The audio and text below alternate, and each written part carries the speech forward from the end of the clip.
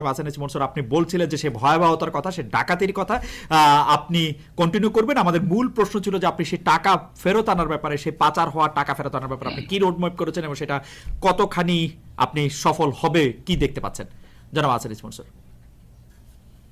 রোডম্যাপটা লম্বা, কিন্তু ধাপে ধাপে যেতে হবে। এখানে আমি প্রথমে যেটা বলবো যে আমরা তো প্রথমে বোর্ডগুলোকে চেঞ্জ করে ফেলেছি। এখন সবগুলো বোর্ডই তারা স্বাধীনভাবে কাজ করতে পারবে এবং ব্যাংকের স্বার্থে, ডিপোজিটরদের স্বার্থে কাজ করবে। এর প্রতিফলন কিন্তু আমরা অলরেডি দেখতে পাচ্ছি। আজকে ইসলামী ব্যাংকের বোর্ড আমরা ভেঙেছিলাম গত সপ্তাহে, গত মানে এই বৃহস্পতিবার, আগের বৃহস্পতিবার। ইতিমধ্যেই তাদের ক্যাশ ফ্লো কিন্তু পজিটিভ হয়ে গেছে। এটা একটা বিশাল, আমি বলবো, অর্জন। কারণ গত 3 মাস 4 মাস ধরে কিন্তু বাংলাদেশ ব্যাংক তাদেরকে ক্যাশ ফ্লো সাপোর্ট দিয়ে আসছিল। অলরেডি কয়েক 4-5 হাজার কোটি টাকা তাদেরকে সাপোর্ট দিয়েছিল। আমি আজকে ভেবেছিলাম যে তারা যখন আসবে তারা অন্তত পক্ষে বলবে যে run on bank is so huge, যে 20,000 কোটি বা 15,000 কোটি টাকা তাদের ইমিডিয়েটলি লাগবে। আমি খুবই মানে প্লেজেন্টলি সারপ্রাইজড যে ইসলামী ব্যাংক ক্যাশ ফ্লো পজিটিভ।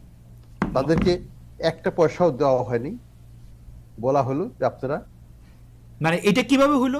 মানে মানে আমরা আমরা আমরা আমরা ধরে রাখুন। আমরা গত 2-3 মাস আগেও দেখলাম Islami bank is in real trouble, আর আজকে 2-3 মাস পরেই এটা ক্যাশ ফ্লো পজিটিভ হলো। এটা তো একটা মিরাকলের মতো ঘটনা। আমার কাছেও তাই মনে হয়। আস্থা, মানুষের আস্থা। আমরা যখন তাদেরকে বললাম ব্যাংকে যে টাকা তুলবেন না, আপনার যেটুকু প্রয়োজন সেইটুকু তুলবেন, তার বেশিটুকু নয়, এবং আস্থা রাখুন সব টাকাই ফেরত পাবেন, মানুষ কিন্তু সেটাতে কান দিচ্ছে। আপনাদের মাধ্যমে আমি সেটাই বলবো যে সবাই যেন এই আস্থাটা ধরে রাখেন, এবং ইসলামী ব্যাংকের টার্ন অ্যারাউন্ডটা আমাকে খুবই এনকারেজ করছে। দ্বিতীয়ত যেটা হচ্ছে, আমরা যেটা করছি, রিপোর্টিং মেকানিজম করেছি, যে প্রতিটা লোন যেগুলো অনাদায়ী হচ্ছে, যেগুলো 5 কোটি টাকার বেশি, সেগুলোকে চিহ্নিত করে তার মালিকগুলোকে খুঁজে বের করতে হবে, কারণ তারা তো বেনামে নিয়েছে।